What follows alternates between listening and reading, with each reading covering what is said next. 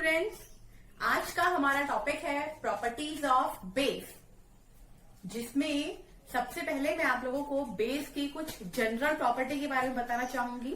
Number 1, base bitter होते हैं test में। सेकंड प्रॉपर्टी, बेस सोपी होते हैं टच में। Next, base red litmus paper को या सॉल्यूशन को ब्लू कर देते हैं। उससे नेक्स्ट, बेस इलेक्ट्रिसिटी को अपने में से इजीली फ्लो होने देते हैं। ये कुछ जनरल प्रॉपर्टीज हैं बेस की। अब हम लोग बात कर लेते हैं कुछ केमिकल प्रॉपर्टीज ऑफ बेस, जिसमें हम लोग नंबर 1 बात करने वाले हैं न्यूट्रलाइजेशन रिएक्शन की, जिसको हम लोगों ने सॉल्ट फॉर्मेशन रिएक्शन भी कहा था। तो अगर हम लोग बात करते हैं न्यूट्रलाइजेशन रिएक्शन की, तो इस रिएक्शन के अंदर एसिड रिएक्ट करता है बेस के साथ to form salt and water. For example HCl plus NaOH। यहां पर ये कंपलसरी नहीं है कि एसिड हम लोगों ने स्ट्रॉन्ग लिया है या फिर वीक, सेम बेस हम लोगों ने स्ट्रॉन्ग लिया है या फिर वीक, ये दोनों ही कंपोनेंट हम लोगों को सॉल्ट फॉर्मेशन करके देंगे। फॉर एग्जाम्पल हम लोग इसको तोड़ लेते हैं। H पॉजिटिव टूटेगा, Cl नेगेटिव टूटेगा, Na पॉजिटिव टूटेगा, OH नेगेटिव टूटेगा।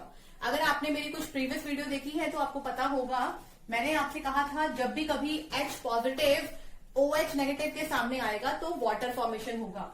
H पॉजिटिव OH नेगेटिव मिलके बनाएगा हमारे पास H2O, साथ में Na पॉजिटिव जाएगा Cl नेगेटिव के पास, कंपोनेंट बन के आएगा NaCl।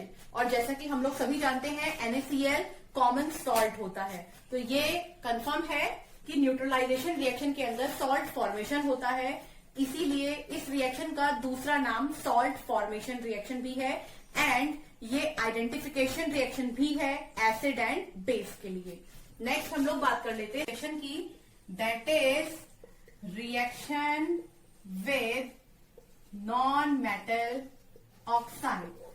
अगर कभी बेस रिएक्शन करता है नॉन मेटल ऑक्साइड के साथ, तो ये हमें बना के देगा सॉल्ट विद वाटर।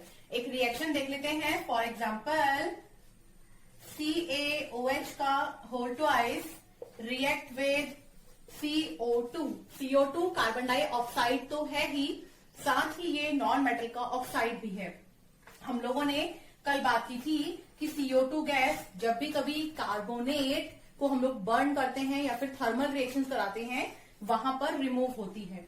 इस रिएक्शन के अंदर कंपोनेंट टूटेगा Ca2 positive 2OH negative and साथ में हमारे पास है CO2। CO2 गैस जो है यहां पर अटैक करवाएगी कैल्शियम के साथ, लेकिन क्योंकि यहाँ चार्ज बैलेंस नहीं है तो ये कंपोनेंट फॉर्मेशन करके देगा हमें CaCO3 प्लस H2O। और कहीं अगर हम लोग इस रिएक्शन को रिवर्स करवाते हैं थर्मल कंडीशन में, तो हमको CaOH का होल ट्वाइस प्लस CO2 मिलता है। हमारी थर्ड प्रॉपर्टी की, that is base react with metal. जब भी कभी बेस मेटल के साथ रिएक्शन कराता है तो एक चीज हमें ध्यान रखनी है, ये हाइड्रोजन गैस को रिमूव करता है। यही कंडीशन तब भी थी जब हम लोगों ने एसिड के साथ रिएक्शन कराई थी मेटल की। फॉर एग्जाम्पल अगर हम लोग एग्जाम्पल लेते हैं NaOH रिएक्ट विद Zn, यहां हम लोग बता देते हैं कि इस समय जिंक की वैलेंसी है 0, लेकिन कंपाउंड फॉर्मेशन होने के बाद जिंक की वैलेंसी यहाँ पर +2 रहने वाली है। कंपोनेंट को तोड़ेंगे Na positive plus OH negative, तो यहाँ अगर हम लोग मान के चले कि जिंक की वैलेंसी +2 रहने वाली है, तो ये चार्ज बैलेंस नहीं है। चार्ज को बैलेंस करने के लिए हम लोग यहाँ पर 2 मेंशन करेंगे दोनों ही तरफ, तो ये बन जाएगा 2OH negative Zn2 positive 2Na positive. ये कंपोनेंट फर्दर रिएक्शन करके हमें प्रोवाइड करेंगे Na2ZnO2, और साथ ही साथ हम लोगों को मिलेगा हाइड्रोजन गैस। हम लोगों ने कल बात की थी कि अगर हमें रिएक्शन में आइडेंटिफाई करना है कि हाइड्रोजन गैस रिलीज हुआ है, तो मैंने आपको बताया था कि ये पॉप अप साउंड के साथ रिलीज होता है, जो आइडेंटिफिकेशन है हाइड्रोजन गैस के रिमूवल की। तो ये थी प्रॉपर्टी हमारी बेस की। अब हम लोग बात करते हैं कि हम लोग एसिड एंड बेस की स्ट्रेंथ को किस तरीके से आइडेंटिफाई करते हैं। तो अगर हम लोग बात करते हैं strength of acid and base की, तो उसको आइडेंटिफाई करने के लिए हमारे पास है पीएच। अब हम लोग बात करते हैं पीएच स्केल की, जिसको हम लोग यूनिवर्सल इंडिकेटर भी बोल देते हैं, क्योंकि पीएच स्केल के ऊपर जो वैल्यूज हम लोगों ने फिक्स की है वो वर्ल्ड वाइड सेम है। तो इसीलिए हम लोग पीएच स्केल को यूज करते हैं as a measurement of strength of acid and base. यहां पहले हम लोग बात कर लेते हैं कि पीएच का फुल फॉर्म क्या होता है। अगर हम लोग बात करें फुल फॉर्म ऑफ पीएच, तो ये होता है हमारा power of H positive ion. H positive ion किस कंसंट्रेशन में निकल रहा है, ये डिसाइड करता है कि हमारा जो एसिड है या फिर हमारा जो बेस है, इन दोनों में से कोई भी कंडीशन वो कितना ज्यादा स्ट्रांग है या फिर कितना ज्यादा वीक है। अब अगर हम लोग बात कर लेते हैं पीएच स्केल पर रैंकिंग की, तो ये हम लोग सभी जानते हैं कि पीएच स्केल की स्टार्टिंग होती है 0 से और ये आगे बढ़ता जाता है 14 तक। यहां पर एक स्टेज ऐसी आती है जिसको हम लोग न्यूट्रल स्टेज बोल देते हैं, और इस स्टेज से आगे जाते जाते हम लोग ये डिसाइड करते हैं कि आगे आने वाले जो कंपाउंड है वो बेस है नेचर में। यहां सबसे पहले हम लोग बात कर लेते हैं न्यूट्रल स्टेज की। तो यहां पर जो 7 है ये होती है हमारी न्यूट्रल वैल्यू, और इसका कलर कहीं जगहों पर ग्रीन और कहीं जगहों पर वॉयलेट दिया गया है। तो कलर को भी आप एक बार ध्यान रखिएगा।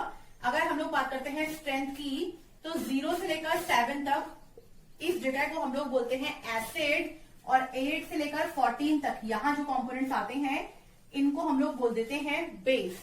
अगर हम लोग जा रहे हैं लेफ्ट हैंड साइड पर, तो स्ट्रेंथ के अंदर इंक्रीमेंट हो रहा है एसिड की। अब फॉर एग्जांपल अगर हम लोग 0 से लेकर 3.5 तक, 3 एंड 3.5 तक बात करें, तो ये होती है स्पेस स्ट्रॉन्ग एसिड के लिए। वहीं अगर हम लोग 3.5 से 6.9 तक की बात करें, तो ये स्पेस होती है हमारी वीक एसिड के लिए।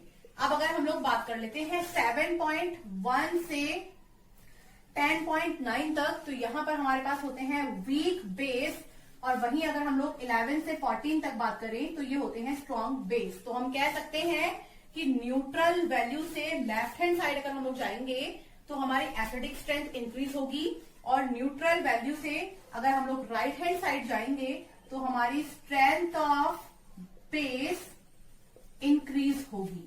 तो ये हमारा पीएच स्केल था। अब हम लोग बात कर लेते हैं कलर की। जिस तरीके से हम लोग स्ट्रेंथ की बात कर रहे हैं, उसी तरीके से इंटेंसिटी ऑफ कलर भी पीएच स्केल में एक जगह पर इंक्रीज और एक जगह पर डिक्रीज होता है। अगर हम लोग बात करते हैं 0 से 7 तक, तो 0 बिल्कुल इंटेंस रेड कलर लिए हुए होता है, और जैसे जैसे हम लोग 0 से आगे बढ़ते जाएंगे कलर धीरे धीरे लाइट होता जाएगा। वहीं अगर हम लोग बात करते हैं 7 से आगे, तो 7 से आगे 11 तक इंटेंसिटी ऑफ कलर थोड़ा लाइट होता है, लेकिन जैसे ही हम लोग 11 से आगे जाएंगे तो धीरे धीरे इंटेंसिटी ऑफ कलर डार्क होता जाएगा। और NaOH के लिए अगर हम लोग बात करेंगे तो यहाँ पर डार्क ब्लू कलर शो होता है। तो हम एग्जाम्पल पे ले लेते हैं। यहाँ पर अगर हम लोग बात करें 0 की, तो कंसंट्रेटेड HCl एग्जाम्पल है pH 0 पर।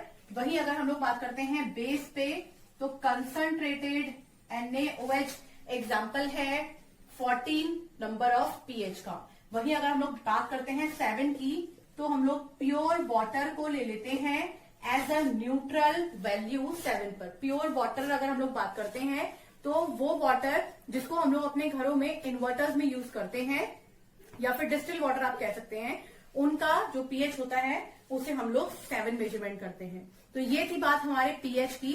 अब हम लोग बात कर लेते हैं कि हमारे डेली लाइफ में क्या रोल है पीएच का। तो जैसे कि आप लोगों को पता है, डाइजेशन ऑफ फूड जो है उसका एक इम्पॉर्टेंट सब्सटेंस है हमारा हाइड्रोक्लोरिक एसिड, जो हमारे स्टमक में रहता है। क्योंकि वो एसिड है, तो जब खाना हमारे स्टमक में पहुंचता है, एसिड उसमें मिक्स होने के बाद न्यूट्रिशन को एब्जॉर्ब करने में और खाने को और छोटे पार्टिकल्स में डिस्ट्रॉय करने में हेल्प करता है। नेक्स्ट हम लोग बात कर लेते हैं हमारे टूथ डिके की या फिर कैविटी जो हमारे माउथ में हो जाती है उसकी। अगर हम लोग बात करते हैं मॉर्निंग टाइम की, तो हम लोग डेली ब्रश क्यों करते हैं, हम लोग क्यों ब्रश को प्रेफर करते हैं, उसका रीजन ये है कि जो टूथपेस्ट होता है वो बेसिक होता है नेचर में, और पूरी रात क्योंकि हमारे माउथ के अंदर कैविटी फॉर्मेशन हुआ था जिससे माइक्रो ऑर्गेनिज्म बैक्टीरिया हमारे माउथ में जनरेट हो जाते हैं और वो एसिडिक कर देते हैं हमारे सलाइवा को, जिससे हमारे टीथ खराब हो सकते हैं। तो हम लोग सुबह जब पेस्ट करते हैं, बेस होता है नेचर में, तो base react with acid to form salt, वो एकदम न्यूट्रल कर देगा आपके माउथ के पीएच को। और वैसे ही हम लोग बात कर लेते हैं मिल्क की, तो मिल्क का पीएच होता है ऑलमोस्ट 6 पॉइंट। बात कर लेते हैं हमारे सलाइवा की, तो before meal and after meal हमारे सलाइवा के अंदर भी चेंजेस आ जाते हैं। ये कुछ हमारे एप्लीकेशंस थे पीएच के हमारे डेली लाइफ में। आगे आने वाली वीडियोस में हम लोग कुछ और इम्पोर्टेंट टॉपिक्स के बारे में बात करेंगे। आज के लिए इतना ही, थैंक यू।